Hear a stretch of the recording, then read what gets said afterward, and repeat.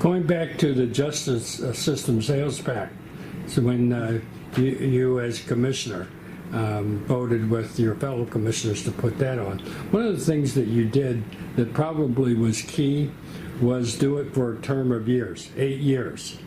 Yes, I think that was 5 years. Okay, 5 years. I think it was 5 years, was it not? I think it was 8, but that's okay. The point is not so much the years is that it's not continuing, Yes. which the Canton income tax proposal is. And of course, my wife is a member of Stark County Educational Service Center, Yes. who they just voted So she's been on to hot put seat a recently. security and mental health resource levy on. And the big bone of contention there was, and perhaps in this particular issue, is why not put it on for a term of years? And again, my wife, in full disclosure, differed with the Stark County Political Report. She voted for continuing. For me, my bias is for a term of years. And the reason is it's a voter accountability factor.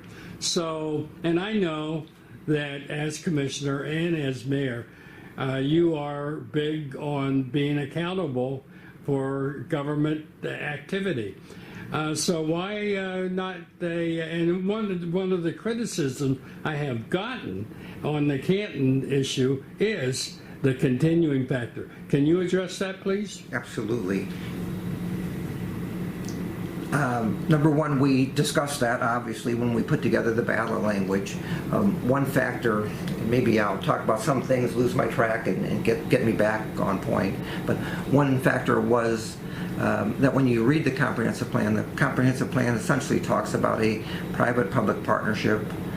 On the minimum side, Canton has so many development and other neighborhood needs and so forth, and I think we all recognize that. The plan, though, literally calls for $250 million over 15 years. Half of it to be raised from the public side, half of it from the private foundation business sector side. And again, when you talk to Charles Bluke, who's the architect, the man who designed it, he will say that the $250 million is a number, and if you look at all the needs in our neighborhoods and so forth, you well exceed $250 million. So the reality was that Canton has unlimited needs going into the future, but part of the calculation in doing this was if we put a 0.5% tax on, it will raise approximately $11.5 million. If we're able to set aside, as we have done with our ballot language, and I want to get back to that, so please remind me to do so, give 60% of that, dedicate 60% of that to the comprehensive plan for those kinds of long-term development issues and neighborhood development issues and so forth. That would generate about $6.5 to $7 million. If you multiply that out over 15 years, you don't get up to $125 million even then. So we felt that the term of this tax had to be, at a minimum, 15 years just to generate that $125 million number, and we still even fall slightly short of that number over 15 years on our current tax base.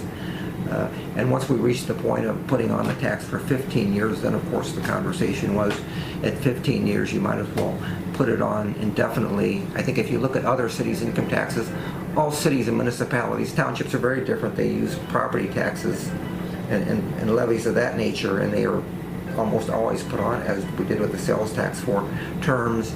Income taxes, if you look around, are almost always, if not unanimously, and I've looked at the 10 largest cities in Ohio for permanent needs. And another part of that reason is some of the taxes doesn't go for those kinds of needs, again, which are huge and unending and will just continue to grow because of the age of our city and so forth, but you're also dedicating some of this money to police and fire, and to the extent that you start to grow your force, if you were able to do so, or you start spending more money on them, and all of a sudden you reach the point where you now have come to the end of the term of a stream of revenue that you've been utilizing for certain purposes, then you're in deep trouble at that point. So for a variety of reasons, it's something that we definitely looked at. We looked at it fairly thoroughly, and everybody that was looking at this concluded that for a municipality and for municipal income tax, a permanent tax made sense. As an alternative. And if I may add one thing before I Sure. just what's very important about the ballot language is it talks about the money shall be used exclusively for defined purposes. Right. Because I think that another large concern of people is that the money not get spent willy-nilly on this, that, or whatever that, mayors and or city councils over time can do and sometimes do. So this language very specifically talks about creating some very specific funds and that the money shall be used exclusively for expenditures for those funds, which means that an expenditure that is outside of that exclusive definition is improper, unlawful, not in the criminal sense, but unlawful in the way it is spent and subject to being called back.